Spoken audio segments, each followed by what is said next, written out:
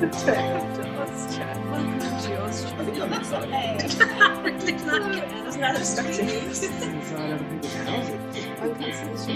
We are the box of chocolates. And I love, are that your bookshelves behind you? They're amazing. They're not my life. This is the same friend who did the computer. I've got a few very good friends who don't like to see me. I'm stuck at home all the time. So every now and then someone says, can I help you with this? And sometimes it's really stupid things and just annoy me. But this friend did floors for me so I wouldn't be allergic to my own floors, and bookshelves with the leftover planks from the floors. So this is not my library. This is just one shelf. I have everybody else's master bedroom is my library. I've got maybe 7,000 books in a flat. Who needs actual walls? You know, it could just have books on either side. It's insulation. It's great in Canberra. It's great. I love it. I'm the weirdest academic in the whole universe. Okay. I have 2 PhDs. I do write the academic articles. I do have, look. Damn. That's one. Academic book. Okay, hold on. Yeah. Hey.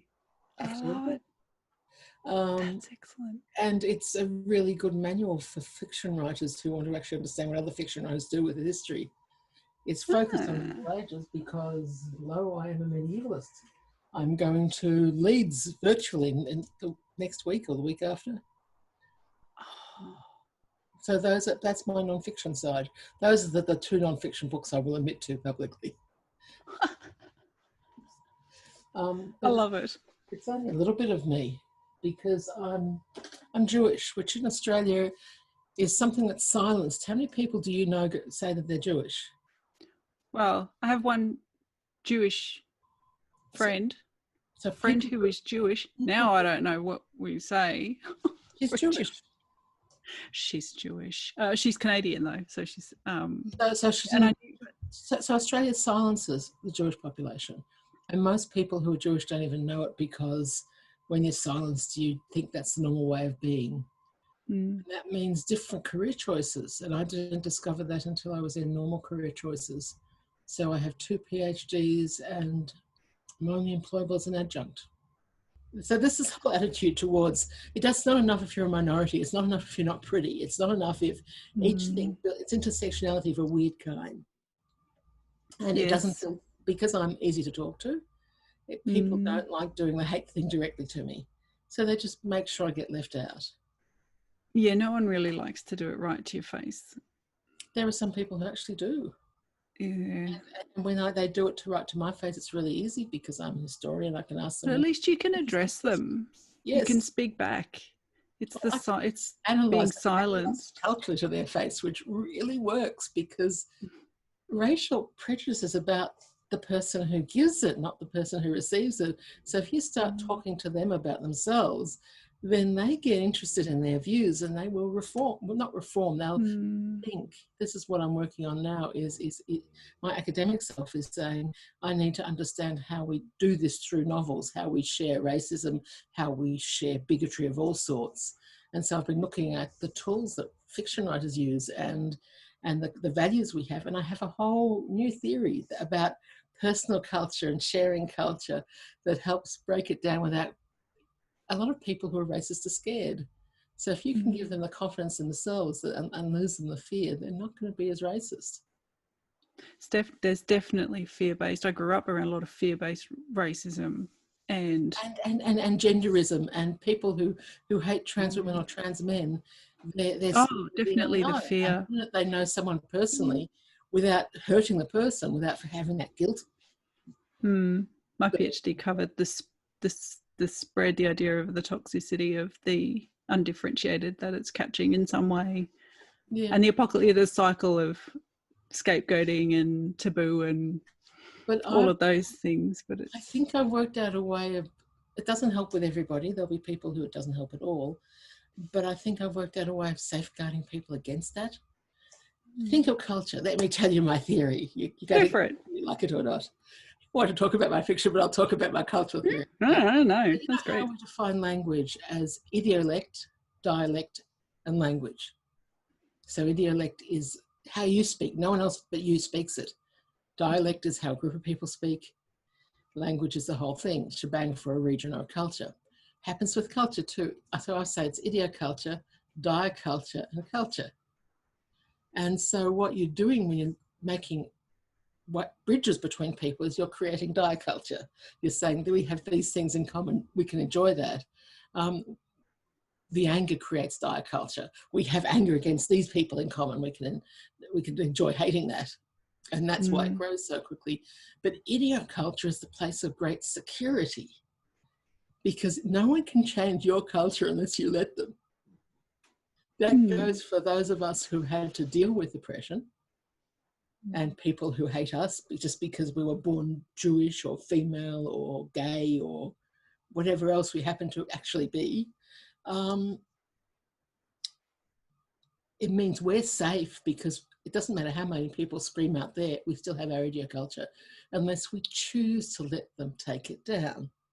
And so there's power in that active choice, and there's happiness in that active choice, because you can start to identify the things that are threatening, and you can say, well, I don't want that, go away. And it gives you barricades, but it also gives strength to the people who are reacting from fear, because they don't have to be scared of their idioculture. They're safe. They don't know they're safe as a thing. Because we don't talk about that safety, we actually attack white majority or mainstream culture people an awful lot, because we think that bringing them to our level will help them deal. And isn't working like that at this moment, and mostly, and sometimes it does, but doesn't do any deep change.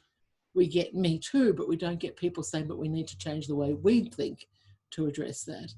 But idioculture means that anybody who wants to talk about things is talking from a personal position of safety. It's not physical safety, that's another issue. It's not even safety with your deep emotions. Things will still trigger stuff from your personal experience. It's cultural safety. Like, we're surrounded by books. There's a security in that for book people. Aren't you happier in a book room? Isn't that part of who you are? Yeah. Yes. So what if part of that culture is negative or harmful to other people? It is. All of us have that in us. But until we identify our idioculture, we don't start to look at it. And we don't start to say, do I want to keep this part of who I am? So for me, culture is a perpetual, it's like being a historian. Everything is dynamic. Everything is perpetually re-examining. And it's when we don't re-examine and say, let me change who I am because this bit is hurting other people, that you get into difficulty. But if you don't give people who they are first, you ask them to change something that they don't know. You're saying to someone, well, I need to fix your diet because it's making you ill. But let me take all the foods you love and not tell you why, and not give you something to enjoy instead, and not even tell you that you have got choices every day in what you eat. Yeah. So where in all of this do the Arthurian legends fit in? Everywhere. As you mentioned fiction there for a moment, I was just thinking, is that something you write in as well? No, I put King Arthur into my first novel as a joke, because I am an Arthurian person. I'm known for it, which is funny because I'm known for it because I did early support in the Australian Arthurian Society. Sophie Masson is a friend of mine and Felicity Pullman is a friend of mine, and the three of us just got up to mischief together. Sophie is a force of nature, and it was wonderful. We had so much fun, and a publication came out of it, and everybody wanted to know all the stuff I knew, because I'm a medievalist. And there are things that people want to know about the Middle Ages, and if you happen to know one of those things, then you're gold to be around for that thing. Yeah. There are two things that people love that they always come back to and back to and back to. One is the Arthurian stuff, and the other is food. And both of those are within my area. So I talk a lot about those two. The Arthurian is in my area because of my first doctorate. I looked at how people in the Middle Ages saw the heroes and major historical characters in their own past. So I looked at a 500-year period from a 300-year period and read every single secular popular language, so not Latin or Hebrew, work written in France or England between 1050 and 1300 that dealt with on King Arthur to Charlemagne. Wow. And that meant that Arthur was a major force of literary focus in the Middle Ages. So I read every literary work in Middle English, in Old French, and yes, that's okay, like that. Wow. They weren't all literary works. Some were chronicles, some were so yes, I've read them all.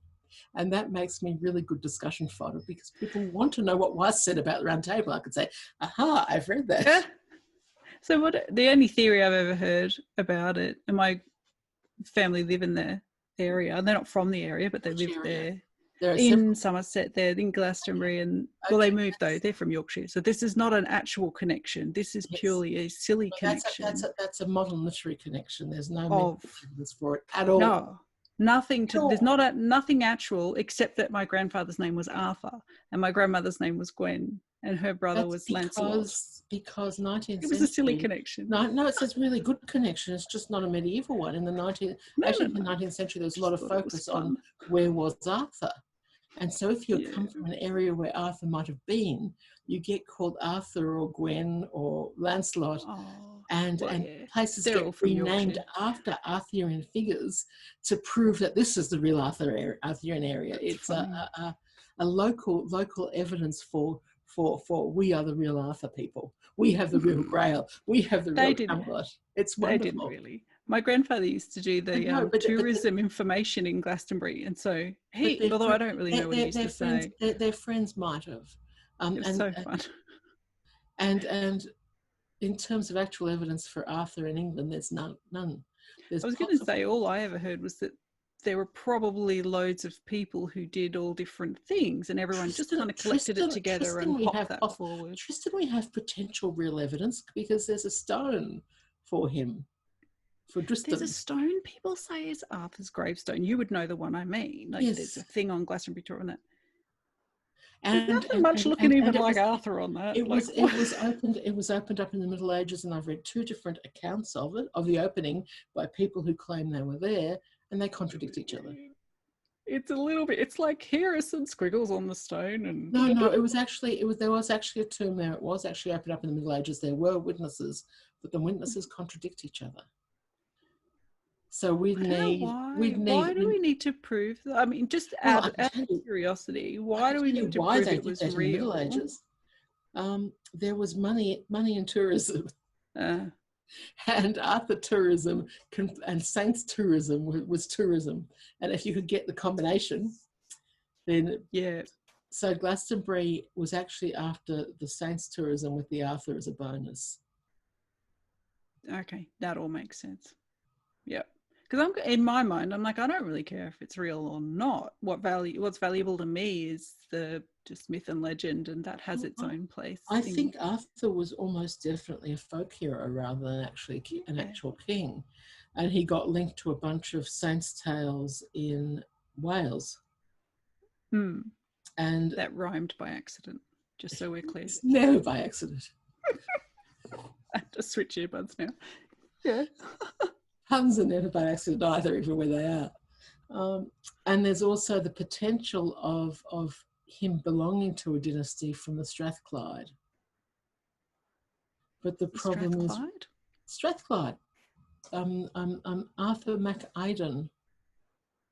No. So Iden was a real person. He had a son called Arthur. The question was, it was so just south near Edinburgh. Yep. Yeah. Oh, yeah. Just south of Edinburgh. As far as I'm not good at geography, so you have to scribble. I lived in Edinburgh once. I can say the name, and that doesn't mean I can tell you exactly where the Strathclyde dynasty people were. So that's a link with Wales. That's with either Wales or Ireland. So we have some little bits of stuff that makes it possible for there to be an Arthur, but not enough to show, because this Arthur MacIden could have been named after a folk hero the way people are named after folk heroes. Yeah. I know someone called Thor he could be named after ancient gods. And that doesn't mean that you have to believe in the ancient gods. Exactly. And so when you stopped doing the Arthurian legend things and you're back in the Middle Ages, that works into your fiction, what's your current favourite random interesting fact about the Middle Ages? Well, the thing everybody asks me about is always my random one. And right now it's toilets in London, because someone a couple of years ago told me where the free toilet, they weren't free, the public toilets were in London in 1200, because archaeologists found some. There were 30 public toilets on or near London Bridge. So you can buy your good meat pies near London Bridge, then you can go to the public toilets near London Bridge. It was where it was all happening for Australians. So travelling in time, that's where they go. That's awesome. I went to a sorry, this would be the random thing again. I was in Tallinn in Estonia. This makes it sound like I travel loads and all that, but I didn't. But we were there. I don't travel loads, but it sounds like it, because I take a lot out of each trip. No, yeah, exactly. Yeah. And nothing's lost. So we were in a medieval reconstruction theme place for lunch, which is where they send the tourists. But we had a guide, our own guide from Estonia, to take us around and talk us through everything. And we're in this medieval, where you kind of go in and they're all dressed up. Hilarious. I'd never do it at home, but you do it because you're away. And that's where, on the tour, that's where, that she was doing. That's where you go for lunch. There are places. Yeah, but and when I don't go there, because I think arguments are bound to happen if you get a medievalist going to people who do it for fun. No. Very good to go somewhere you know nothing about instead. Like, the local. If people are doing it for fun, they're entitled to their fun.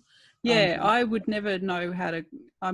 The accuracy, whatever. But they had this toilet. It was hilarious, and it was like this giant stone thing.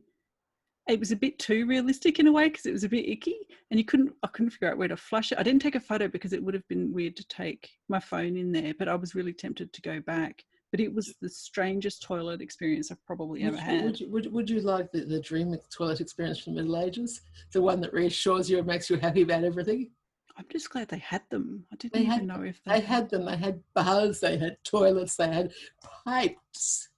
They had pipes, they had cisterns, they had wells. That's good. I don't like the idea of it all being thrown out the window. One of the French kings was upset because his private quarters only had cold running water, and he wanted hot running water as well. Right. It wasn't. Wow. It wasn't the popular image of it. Is sometimes right. Who's throwing stuff out the window in Blackadder? Like, are they not really supposed to do that, or is that something that happened in some places but not others? God, law stuff is later. It doesn't mean people weren't throwing it out earlier, because but it was actually a waste of saleable goods. So some people collected the urine for the cloth industry.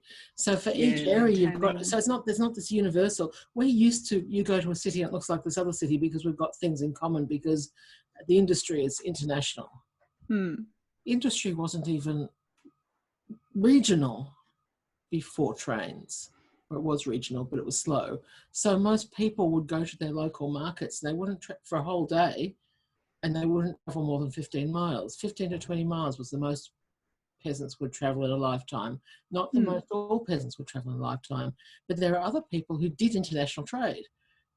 So there was some culture that was not global, but went from China to England, China to Ireland, right across the continent, 2 continents. And there was like silk went right across 2 continents. And there was other culture that was very local. So people dealing with stuff from toilets was local. And there were several ways of dealing with it. And if you want to know for a given place, you've got to look at that given place. You've got to go to the castle and look at where the stuff came from the toilets and find out how often they took the refuse away. We know there were midden gunk heaps with toilet stuff in, because there was my favourite death in 13th century England has to be you know how fast cars kill a lot of nice young men? The thing that killed a lot of nice young men in the 13th century was knives. Not because they attacked each other with knives, they could. That was also a case of death. There's a medieval death bot on Twitter if you want to find out, if you want a death a day.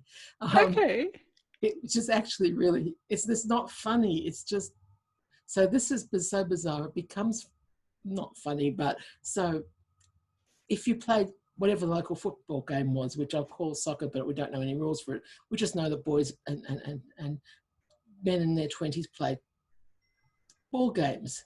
Yep. The ones who forgot to take off their knives or didn't put, and some of them were very daring, didn't even put them in scabbards on their belt, could kill themselves or other friends by mistake, by tackling them or being tackled. It's like death by football. So they're running around and they're just being stupid. It's that stupidity that guys grow out of. It goes back that far. My unfavourite death is this poor kid who was riding his horse happily and fell off his horse, as one does, into a pig mitten, as one sometimes does. And his knife pierced him. He didn't die from any of that. He died from gangrene from the wound. No antibiotics. Gross. It really is. But in a way, it makes everybody want to hear it. Yeah, so he loves the Middle gross Ages stories. now. It's sharing. It's sharing stuff so people can see that my Middle Ages isn't the popular Middle Ages. It isn't the Middle Ages you'd want to visit. It isn't Connie Willis's Middle Ages or Michael Crichton's Middle Ages. Yeah. It's a lot more interesting, but it's not as safe. You could fall off your horse into a pig mitten. I was going to say, I think the romanticizing of the past makes it a little bit too sanitary and a bit too, but also it's less interesting. It has this idea that people never washed. But why would a coroner, because these things were from coroner's reports, know that the guy died from gangrene from the knife? If people didn't wash, you have to have an idea of cleanliness to explain the diagnosis of death. My kids did assignments on Vikings and found that they were very clean as well, and that all the myths around them being stinky. Were people who lived in the Middle Ages. No, but I mean, the idea that we assume anyone in history is dirty, in terms of basically, if you weren't, in the modern latest time, then you must have been. There were some who did not agree with our particular ways of keeping clean, but not in the Middle Ages. In the Middle Ages, they used water. A few centuries later, there was a trend. So not everybody did this, but those who did this could be very aristocratic, and they believed that you could that using water would drain your body of critical humours. As in the imbalance of humors, by draining whatever one humour more than another, whatever. And that's a really bad explanation. So don't go to town with that explanation. And so they use linen, and this means that a whole lot of buildings in Paris from that period, 17th to early 18th century, didn't have toilets. And toilets were put in later, and you can rent the most exceptionally expensive flat in one of the best buildings in Paris, and there's one toilet every 3 flights because they put them in later. The servants would take chamber pots and stuff. Yeah. There were ways, so you were rich and didn't have to worry about that side of things. Yeah. And it wasn't our way, so no baths except there were baths, but they were if you were ill. Oh.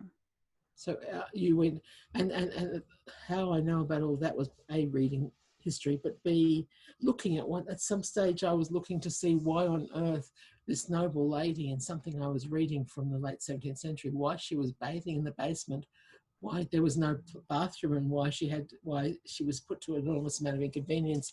And everybody complained about having to fill a bath when it was just a bath, and it was an everyday thing in theory. It turned out it wasn't an everyday thing for the mob she mixed with. Every day. Wow. And that's not the Middle Ages. That's after the Middle Ages. Far out. So tell me about your latest book that's coming out soon. Poison and Light. My publisher says she will have the copies in hand on Friday. It's already on Smashwords. It was supposed to be out a fair while ago, but it's one of the many things where the rhythms of publishing have sometimes been really badly affected and sometimes not affected at all by everything. So It's a shared universe. I started up a universe years and years ago on a distant planet where people really hated what was going on in the world. So it's really appropriate for this year. Really hated what was going on in the world, so turned away from the world and invented their own society. But they didn't want to invent their own society from scratch. They said, we want a time when things were perfect. We're going to reinvent the 18th century.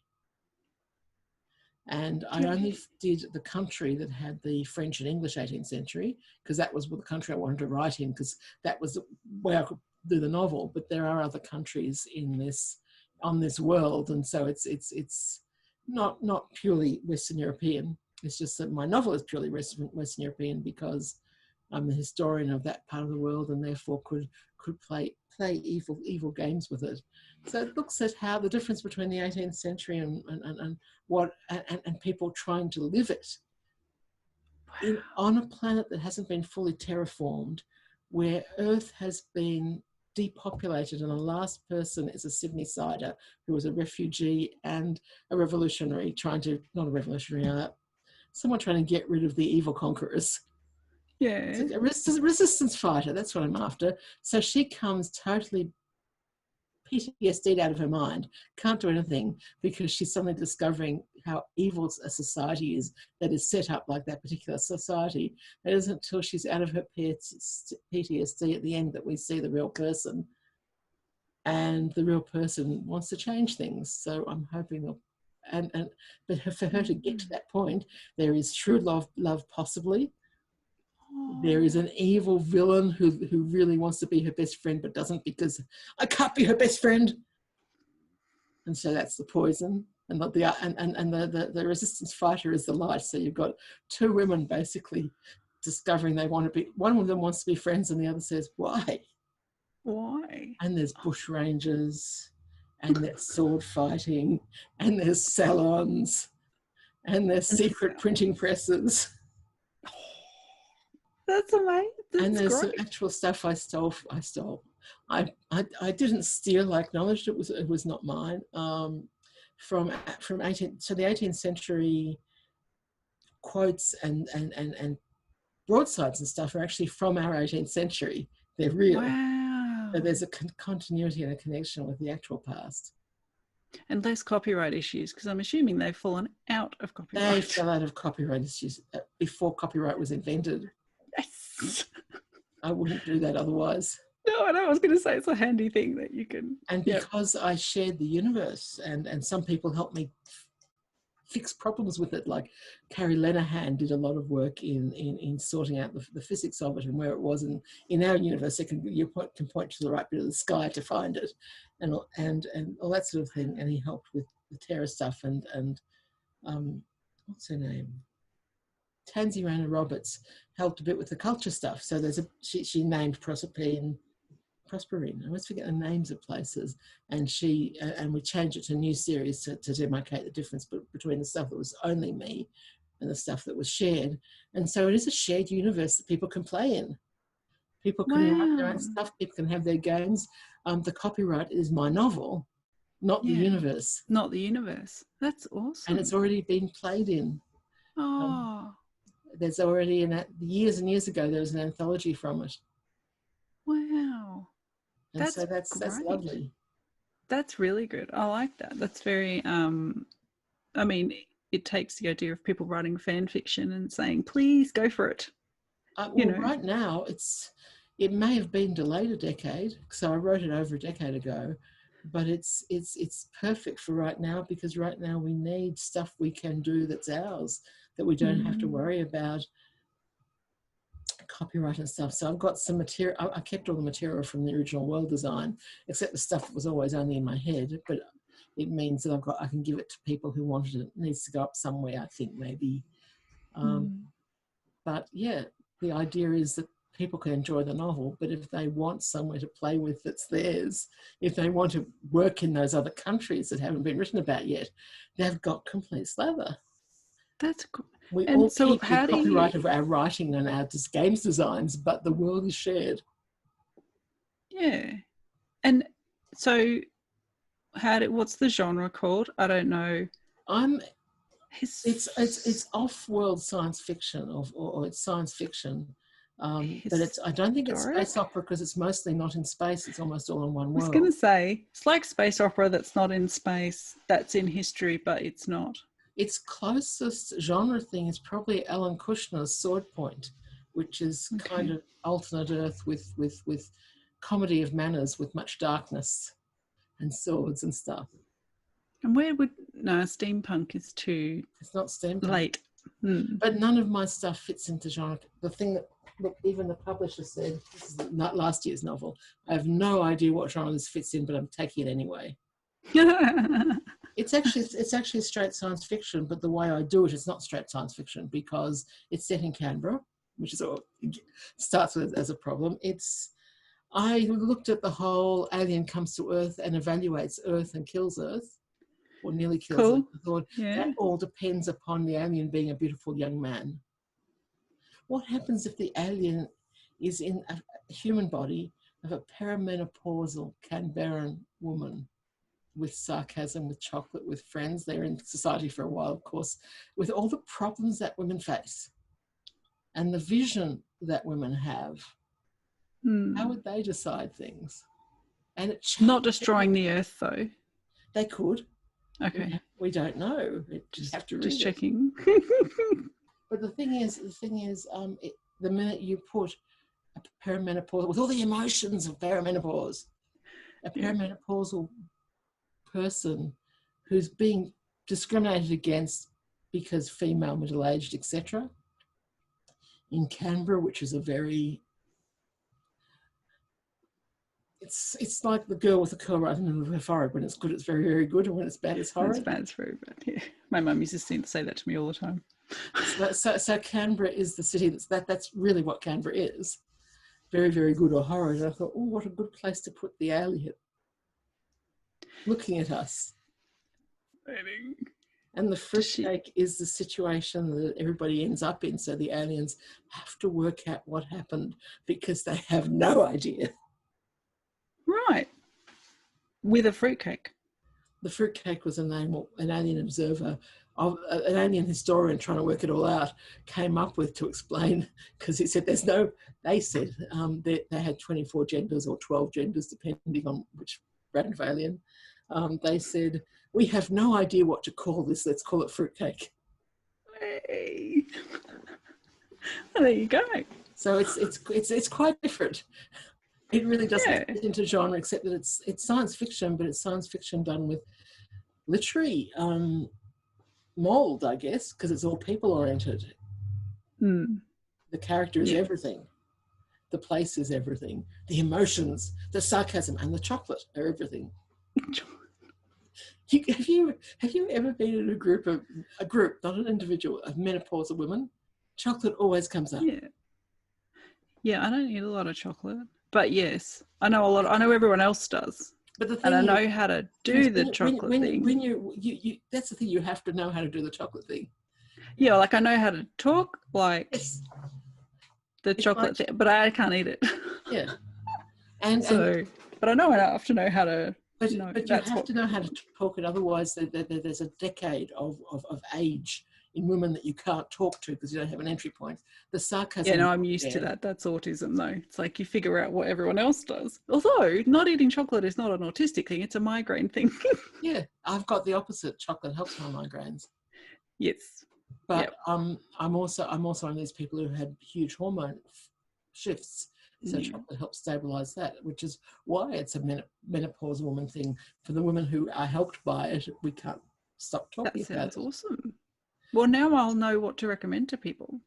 If they're saying they're having issues, I'm like, try the chocolate. What I was trying to say was that every one of my books has my voice, but they do quite different things. So some people like all my books, some people only like one because it touches their thing. So I've written... My medieval self wrote a time travel book, which has been described as alternate history. There you go. It's a vast. You definitely have something there for. I'd say for everyone, but probably not for everyone. For everyone people who are interested, likes talkative characters, and my voice. If you don't like my voice, you're not going to like my books. The only book of mine you'll probably like is the manual on the Middle Ages, because it's boring. It's not boring. It's a reference book. It doesn't tell a story. They're not. It gives information to to be other exciting. Yeah. Mostly I tell stories. But it's essential. It's the reason that all my books have stories. The reason that got written was because a whole bunch of writers said, I need to drain your brain about the Middle Ages. And I said, but I need to work. So eventually... You better write it down. And it took about 10 years of people twisting my arm and making me do it. And in the end, Elizabeth Chadwick wrote the introduction, because she was one of the people who did the arm twisting, and it was very fair. She's a very nice lady. She was just very fair and said, yes, I'll write your introduction because I made you do it. That's good. You do it. Yeah. No. And it was a great experience in terms of learning for me. It's just that novels are more fun. There you go. I novels for me are, but mine don't involve much research. So that's why I don't research for the novels. My whole life is research. So I just take whatever I'm doing then and then. The novels do sound more fun. The novels, what test the research, play with the research, extend my understanding of it. Then not for the research themselves, except the time travel one. Time travel one was to prove that it was possible to write a time travel novel that didn't upset historians. Most historians go, like you and chocolate, they have a way of talking politely, but they hate time travel novels because they really, I'm one of them. I know why. They're really bad historically, because they don't understand that we're not ever capturing the past. We're only capturing a memory of the past. And that memory is going to change even 5 minutes after we finish writing. So how to put that into a novel? I said, that's doable. People are just not thinking it through. And someone said, I dare you. Van Eycken said, I dare you. And so I did.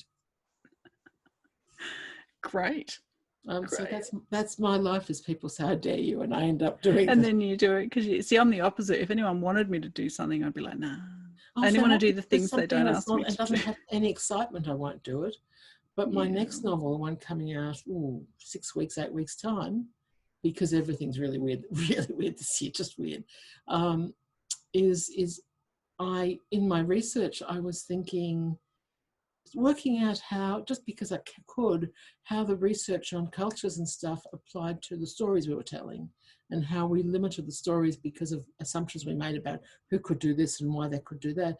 And it dawned on me that we all know that if you're disabled and you're in a novel, you're either an offsider or someone who dies or someone who's victimized or someone who's cured. And I said, in the early stages of working this whole idioculture thing, I said to myself, I know how to write a novel where that doesn't happen, where a woman, a female, it has to be a female because we don't have many novels that test things for females, a female with disabilities is the chief protagonist and doesn't get cured or get sacrificed. Yep, same as my book. So yes, but I made the mistake of tweeting that. Okay. And so a whole bunch of people said, we need this novel for us, and 30 people, 30 women gave me bits of their life to put in it. Oh. And people on Patreon gave me more money to get me through summer so I could write it now, before I went off the boil. And so I wrote it, and it's getting published by the first. Brilliant. I wrote it. Because we do need more. I finished it just 2 years. No, the tweet went out just 2 years ago last week. Oh. So when the moment's right, I mean, if someone challenged you to write a novel that touched upon something really critical about being on the spectrum, and you knew you could write and you said, yes, well, yeah, this needs writing, and you would do it. But then the next one was Ehlers-Danlos syndrome. We couldn't find any or many current or relevant, pretty much no characters with Ehlers-Danlos syndrome because no one even knows what that is. We're doing the same thing. We're filling in gaps. Yeah, we do. Because we want to fill in gaps, we're filling in gaps because it's fascinating. Because it's great. Well, yeah, I just thought, well, if I'm going to write a story anyway, why can't the person have this thing? And I couldn't make my first protagonist with Peter Lyer, I couldn't make her have every condition that I had because no one would believe that was possible.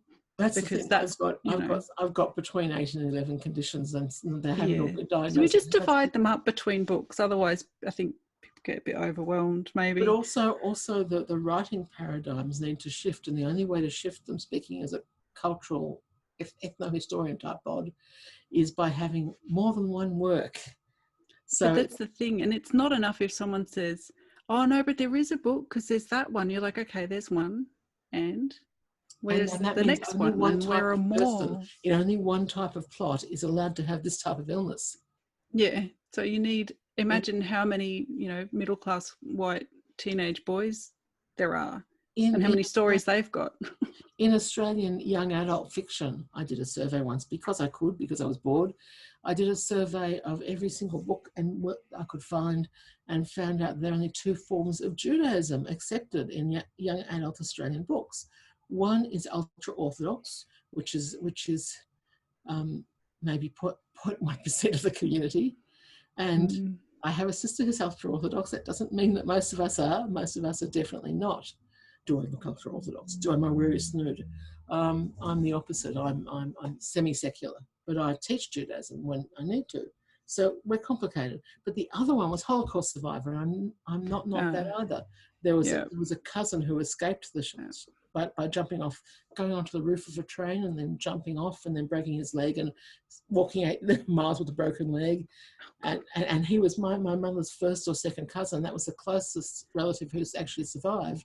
But the rest of us, I go back in straight lineage to 1858 in Australia. 1920 was the most recent arrival. So I don't have any close shower stuff. I'm Australian Jewish, but there are no young adult books for that, I couldn't find any at that point, which was a few years ago. I can't think of any. But then my own knowledge is a little. But most Australian Jews are neither. The show was 2 generations ago for them, for most. There's a whole, so 99% of Australian Jews aren't in novels for young adults. It's not an acceptable lifestyle for young adults to read about. The change we're working on can come from our home computers. We don't have to shout. We don't have to go anywhere. It's the first time in a very long time that historical change is accessible to people who aren't mobile. Yeah, well, it's the first time a lot of things have been accessible when you're not mobile, which is a good thing if we just have to keep it. I don't want it to all disappear. Yes, nor do I. And thank you so much for coming on Oz Chat. It's been enlightening and an absolute pleasure. Thank you for having me. It's been a lot of fun. Bye.